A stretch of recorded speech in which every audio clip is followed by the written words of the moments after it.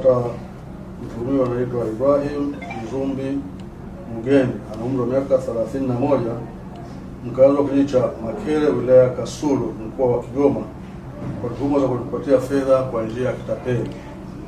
Mtuhumiwa alifika mkoa huu wa Mtwara tarehe 18 mwezi uliopita wa pili 2026 na kufikia katika nyumba ya kulala wageni ambayo tunahifadhi jina lake.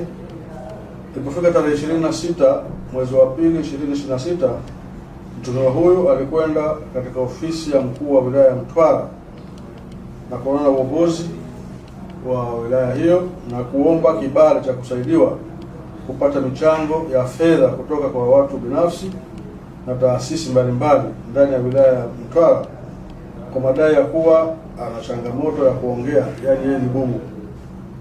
Mtuhumiwa alifanikiwa kupata kibali hicho na kuanza kupita katika taasisi za serikali na watu binafsi na kuanza kukusanya michango.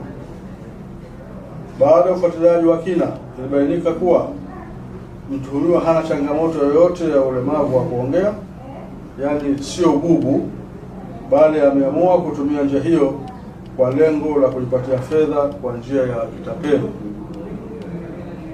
Mtuhumiwa alikamatwa tarehe 25 mwezi wa 3 katika nyumba ya kulala wageni ile tunahifadhi, akiwa tayari ana kiasi cha shilingi milioni 1,800,000 ambazo alikuwa amechangiwa na watu binafsi na taasisi hizo za serikali katika wilaya hii ya Mtwara. Uchunguzi wa awali umebaini kuwa mtuhumiwa amepita katika jumla ya taasisi 10 za serikali na zile za watu binafsi, na mara upelelezi utapokamilika, basi tutafikisha mtuhumiwa huyu mahakamani.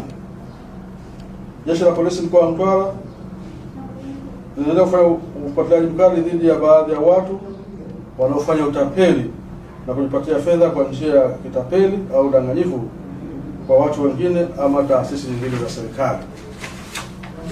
Lakini